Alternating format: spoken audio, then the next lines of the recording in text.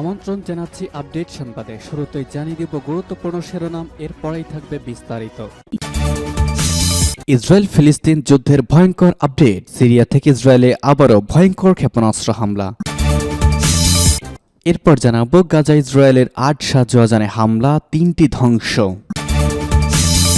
থামছে না হুতি বিদ্রোহী এবং হামাস। হিজবুল্লাহর সঙ্গে রয়েছে ভয়ঙ্কর তাণ্ডব। ইসরায়েলি সেনাদের গাড়িতে হামলা, হতাহত বহু।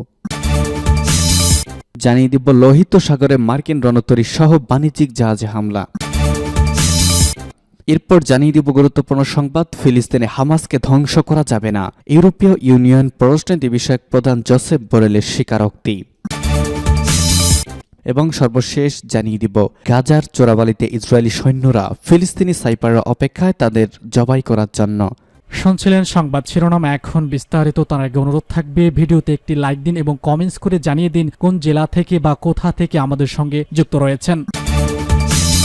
সিরিয়া থেকে ভয়ঙ্করভাবে ইসরায়েলি ক্ষেপণাস্ত্র হামলা। দখলদার ইসরায়েলের সিরিয়া থেকে ক্ষেপণাস্ত্র হামলা হয়েছে বলে দাবি করা হয়েছে। ইসরায়েলি সেনাবাহিনী আজ একটি বিবৃতিতে এই দাবি করেছেন। সামাজিক যোগাযোগ মাধ্যমে এক্সে ইসরায়েলি সেনা মুখপাত্রের পক্ষ থেকে বলা হয়েছে, সম্প্রতি সিরিয়া থেকে একটি ক্ষেপণাস্ত্র ইসরায়েলে আঘাত হেনেছে। তিনি বলেছেন, পূর্ব পরিকল্পনা অনুযায়ী ওই ক্ষেপণাস্ত্রকে আকাশে ভূপাতিত করা হয়নি, বরং ক্ষেপণাস্ত্রের উৎক্ষেপণ স্থল চিহ্নিত করে সেখানে কামানে গোলাবর্ষণ করা হয়েছে। ইসরায়েলি মুখপাত্র আরও বলেছেন, গতরাতে লেবানন থেকে সাজোয়াজান বিধ্বংসী একটি ক্ষেপণাস্ত্র ইসরায়েলে এসে পড়েছে। তবে এই ক্ষেপণাস্ত্রের আঘাতে কোনো ক্ষয়ক্ষতি হয়নি। এটি একটি উপশহরের খালি জায়গায় এসে পড়েছে।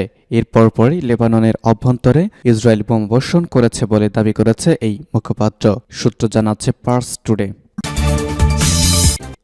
গাজায় ইসরায়েলের ৮ সাজোয়াজানে হামলা, অন্তত ৩টি ধ্বংস।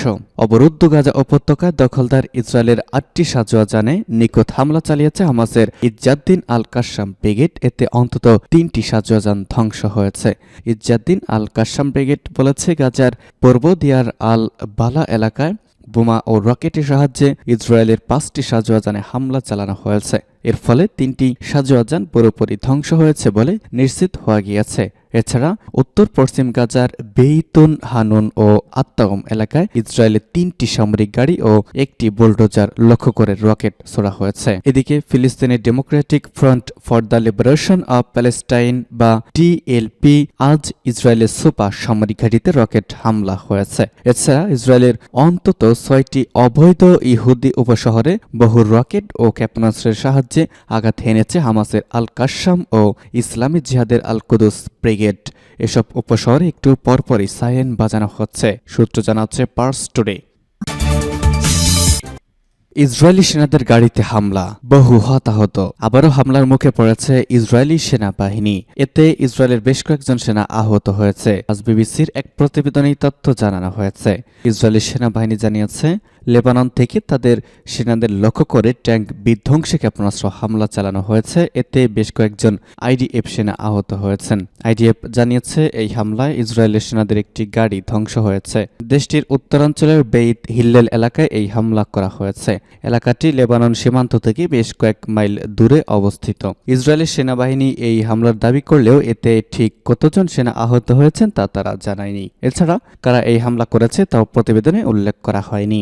এদিকে ইসরায়েলের সেনাদের ওপর বড় পরিসরে হামলা চালিয়েছে ফিলিস্তিন। হামাস জানিয়েছে, তাদের ইসরায়েলের ৬০ সেনার ওপর হামলা করেছে তারা। হামাসের সামরিক শাখা জানিয়েছে, তারা গাজা একটি লক্ষ্যে হামলা চালিয়েছে। হামলা করা ওই জায়গাটি ছিল ইসরায়েলি সেনাদের তাঁবু। সেখানে ৬০ সেনা অবস্থান করছিলেন। আল কাসাম ব্রিগেড জানিয়েছে, ৩টি স্থানে বৃত্তকারের সেনা বিধ্বংসী গ্রেনেড ছুড়েছে ব্রিগেডের সেনারা। এগুলো ভোর ৪:৩০টার দিকে বিস্ফোরিত হয়েছে। হামলার লক্ষ্যবস্তুতে ইসরায়েলি সেনাদের একটি তাঁবু ছিল, যেখানে ইসরায়েলের ৬০ সেনা অবস্থান করছিলেন। জোহর আল আদ দিকের পূর্বাঞ্চলে এই ঘটনা ঘটেছে। বিবৃতিতে তারা আরও জানিয়েছে যে এই হামলার দিকে যে সেনারা বেঁচে গেছে তাদের লক্ষ্য করে আবারও হামলা করা হয়েছে। লোহিত সাগরে মার্কিন রণতরী সহ বাণিজ্যিক জাহাজে হামলা। আবারও মার্কিন রণতরী সহ একাধিক বাণিজ্যিক জাহাজে হামলা হয়েছে। রবিবার লোহিত সাগরে সব জাহাজে হামলা হয়েছে। ওয়াশিংটন পোস্টের এক প্রতিবেদনে তথ্য জানানো হয়েছে। পেন্টাগন জানিয়েছে, লোহিত সাগরে মার্কিন রণতরী সহ বেশ কয়েকটি বাণিজ্যিক জাহাজে হামলা হয়েছে। হামাস ইসরায়েলের যুদ্ধের মধ্যে মধ্যপ্রাচ্যে জাহাজে ধারাবাহিক হামলা উল্লেখযোগ্য হারে বেড়েছে। পেন্টাগন আরও জানিয়েছে, আমরা মার্কিন রণতরী USS কার্নি সহ বাণিজ্যিক জাহাজে হামলার ব্যাপারে আমরা সজাগ রয়েছি। জাহাজটি আমাদের পরিষেবায় আসলে আরও তথ্য জানানো হবে। এর আগে সকালে ব্রিটিশ সেনাবাহিনী লোহিত সাগরে ড্রোন হামলা এবং বিস্ফোরণ সন্দেহের খবর জানিয়েছিল। পেন্টাগন জানিয়েছে যে এই হামলা থেকে আসলে কোথা থেকে হয়েছে তা তারা নিশ্চিত হতে পারেনি। তবে ইয়েমেনি বিদ্রোহী গোষ্ঠী হুতিরা লোহিত সাগরে ধারাবাহিক হামলা চালিয়ে আসছে। তারা জাহাজকে লক্ষ্য করে ড্রোন ও ক্ষেপণাস্ত্র হামলা চালিয়ে আসছে। এর আগে গত 19 নভেম্বর লোহিত সাগরে ইসরায়েলের জাহাজ জব্দ করার দাবি করেছিল ইয়েমেন। দেশটির বিদ্রোহী গোষ্ঠী হুতির মুখপাত্র ইয়াহিয়া সারি এই দাবি করেছিলেন। হুতির মুখপাত্র ইয়াহিয়া সারি বলেছেন, ইসরায়েলি জাহাজটিকে লোহিত সাগর থেকে জব্দ করা হয়েছে। এরপর কুরদের সহ জাহাজটিকে উপকূলে সরিয়ে আনা হয়েছে। আমরা কুরদের সঙ্গে ইসলামী নিয়মনীতি মেনে আচরণ করেছি। ইসরায়েলের প্রতিরক্ষা বাহিনী জানিয়েছে, আন্তর্জাতিক সামুদ্রিক নিরাপত্তার ক্ষেত্রে হুতিদের এই ঘটনা ভয়াবহ পরিণতি ডেকে আনতে পারে। এটিকে তারা সন্ত্রাসবাদী কর্মকাণ্ড বলেও আখ্যা দিয়েছে। প্রধানমন্ত্রী কার্যালয় জানিয়েছে, জব্দ করা জাহাজটির একটি ব্রিটিশ কোম্পানির, এটি একটি জাপানি কোম্পানির অধীনে পরিচালিত হয়ে আসছে। জাহাজটির মালিকানা ইসরায়েলের নয়। IDF জানিয়েছে, জব্দ করা জাহাজটির নাম গ্যালাক্সি লিডার। এটি আন্তর্জাতিক বেসামরিক ক্রুদের নিয়ে তুরস্ক থেকে ভারত যাচ্ছিল। জাহাজটিতে কোনো ইসরায়েলি নেই। হুতির মুখপাত্র জানিয়েছেন, গাজা এবং পশ্চিম তীরে আমাদের ফিলিস্তিন ভাইদের বিরুদ্ধে আগ্রাসন এবং নৃশংস অপরাধ বন্ধ না হওয়া পর্যন্ত আমরা সামরিক অভিযান অব্যাহত রাখব। এর আগে ইসরায়েলের জাহাজ দেখলেই হামলার হুমকি দিয়েছিল ইয়েমেনের এই বিদ্রোহী গোষ্ঠী। তারা জানিয়েছিল, লোহিত সাগরে ইসরায়েলি জাহাজ দেখলেই হামলা করা হবে। ফিলিস্তিনের হামাসকে ধ্বংস করা যাবে না, বোরেলের স্বীকারোক্তি।